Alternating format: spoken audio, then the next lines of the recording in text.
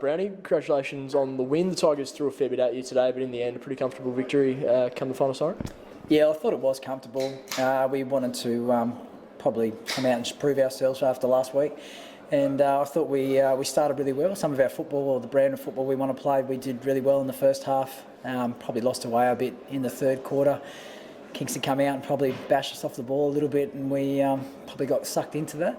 Lost our way, but I thought we fought back well in the last quarter as well. 33 points in the end, but I think the scoring shots well and truly in your favour. Do you think that's something that, the scoreline probably didn't reflect how dominant you were across the game's entirety? Yeah, look, I think Kingston's a side that have actually troubled us for a number of years, and we can't put them away. They're always just hanging around, and they play us quite well. And I think today we actually controlled the game for most of it. We had our chances to probably have a good win, and we didn't, and that's disappointing that we just sort of ambled our way through it and finished off by 5 or 6 goals when it could have been a lot more. So you said just then the Tigers really pushed you in that third quarter. They got a bit of a run. You guys able to rally again and respond. Was that something you're really happy with at the end of the game, that the boys did respond after being challenged in that third quarter?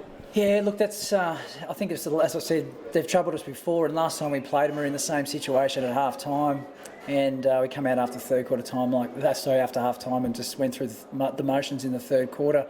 And I think we probably did that a little bit again today. They probably served it up to us a little bit off the ball, and a few of our guys lost focus of what their job was. And as a result of that, they were able to kick a couple of goals and probably peg the score back to about 22 points there at one stage. Midfield group really looked to get on top, particularly in that second quarter, then going into the second half as well, led by Phil Bell-Chambers and Bryce Walsh. You're happy with the way they performed today against a really talented midfield group that the Tigers have?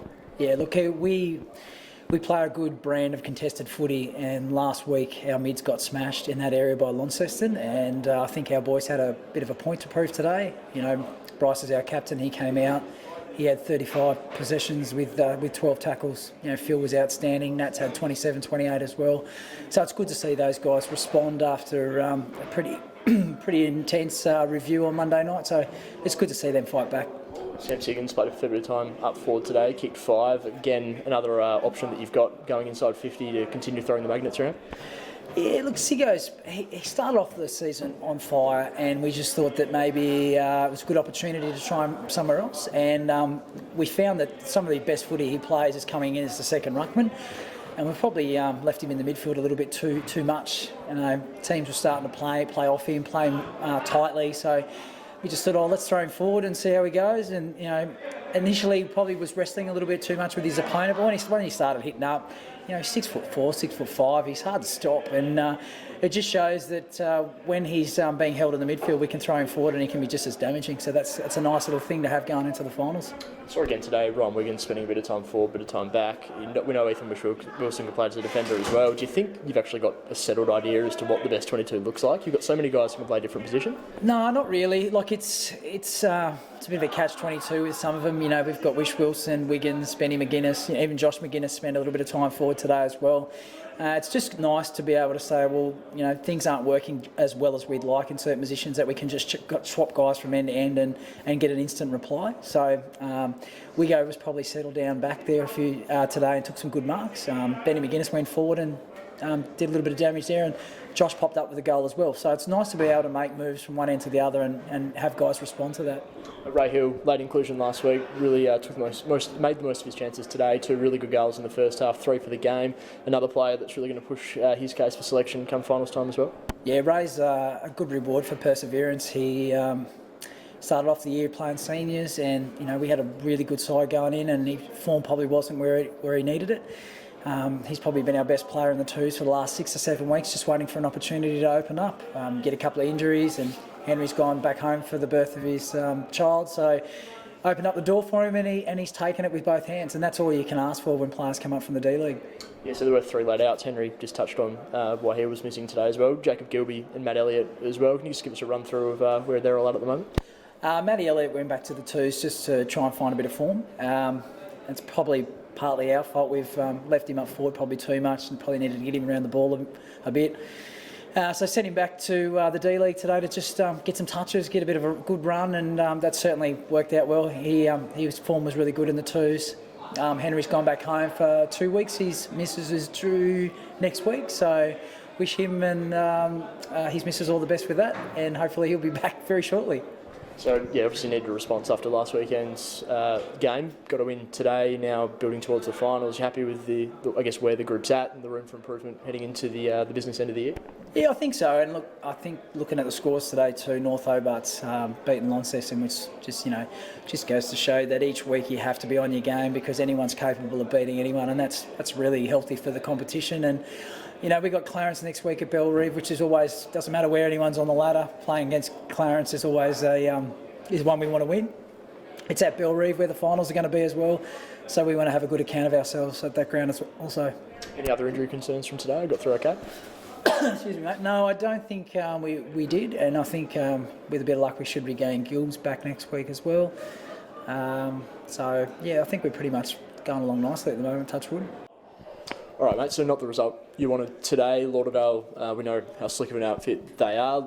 Really took it up to them for a lot of the game, but they just seemed to have a bit too much firepower for the most part. Yeah, second quarter probably killed us. First quarter was a bit back and forth. I think we conceded one or two in red time as well, and then the second quarter they pretty much outplayed us. They were able to get the game on their terms. They won contest. I thought Bryce Walsh was outstanding, especially at centre bounce, and they got that territory and they capitalised. We sort of grinded away, but then I think they kicked 3 goals in red time in the second quarter, and that contributed to the end margin. And I thought probably the end scoreline probably flattered us a little bit. I think it ended up being 30 scoring shots to 17, so they nearly doubled us in that area. So, yeah. That third quarter, again, did rally to really take it up to them again. I guess, is that one of the big positives you can take out of the game, that even though Lauderdale did continue to push ahead, you guys still were able to put the brakes on and really not quite be able to be shaken off? Yeah, third quarter was really good. Obviously, they kicked the first 2 really quickly, which wasn't according to plan. But then we tried a few different things. Like I thought Marcus Gardner forward was really good. He took a couple catches, he kicked goals. We got the ball in our area and had some good pressure, but only for one quarter. So, our tackle numbers were low where they've been and where they should be, and their marks in space were pretty high. So when those 2 numbers for us, when one's low and one's high, we're in a bit of trouble. We haven't won many games when it's at that. So, third quarter, we can take a bit out of the third quarter, and aspects of the fourth quarter were okay. So they're the positives to take, but, pretty disappointing performance overall. I know that win against North Launceston, the big message you had was on the tackle pressure, and I guess you've just touched on it then, that it wasn't quite up to scratch today. Do you think having the week off between has kind of hindered that momentum, or is it something that you just thought the boys weren't on today?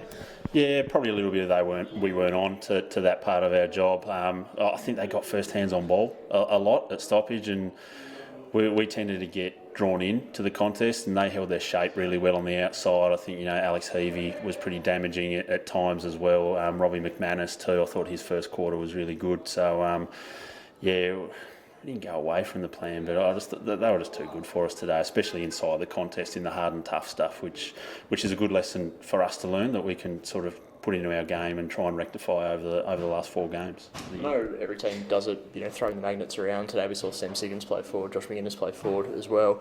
Is that something when you're preparing to play Lauderdale, you almost don't know what to expect as to where guys are going to play? Yeah, that's exactly right. They've always got different combos in it, centre bounce, someone different flicks out to the wing.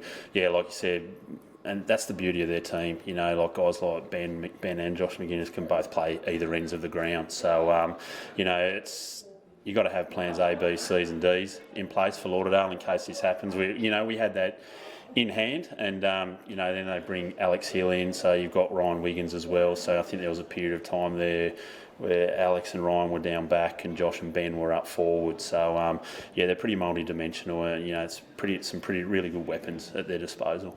Jacob Lister will just make the most of his opportunities today. He's probably not the first player people think of when they think of the Tigers, but he looks to be a real player of promise moving forward as well. Yeah, it was pleasing. He hit the scoreboard. He plays a tough role, like in any team, that sort of that half forward, that high hit up, or that small forward. You might only get 7-8 touches, but if you can, put scoreboard pressure on with them, you're doing your job. And it was really pleasing. Like Jacob's a guy that he works really hard at his craft. He doesn't miss training. He puts in. He does all the extras. So it's pleasing to see him reward himself by getting on the scoreboard, but also playing his role for us, which was really good. And how'd you see Mickey Paul's return to the team today? He looked really threatening early. Probably didn't get the results on the scoreboard that he might have liked, but he looked to be a real figure up there for you as well. Yeah, I thought Mick was always going to blow up. I think he got through 3 quarters against Glenorchy a little while ago, so he's played 3 quarters in about eight or 9 weeks. So, his first quarter was really promising. I thought he had those 2 shots from 50. He really gave us a target to kick to, and I think he won those early contested one-on-ones, but, he was always going to blow up. So the main thing was just to get him through a game. It's going to take 1, 2, 3 weeks for him to also, get used to playing with Tyler Carter down there and Lukey Graham and Elijah. So, they've sort of got to rediscover that synergy, which, they were getting on the right track there during pre-season and early on in the year. But now, we throw that in. But it's a headache I'd rather have than Mick not being in the team. So, yeah, really pleased that he got through. And, it's that old cliche, he's going to be better for the run. Andrew's to report from today, we got through okay? Yeah, we got through okay. A few bumps and bruises, the usual, a couple of corkies here and there, but all good. Seen the result with North Hobart today, getting over the line. We know they've really been a competitive side for most of the year. Another big challenge next week. I guess they're all challenging weeks in the path to finals now. Yeah, that's the best thing about this competition, that every week's a challenge. You're playing a good team. It's so even. You got teams outside the 5 knocking off, top 2, top 3 teams. It's great. It's great for the competition. That's why people need to get behind it and be engaged in it and watch the competition, because it's good footy. It's seriously good footy. So, another good challenge then for us next week, which is good. They're always good games against North Hobart. So, we've just got to lick our wounds from this, recover well, review on Monday night, and launch straight into it.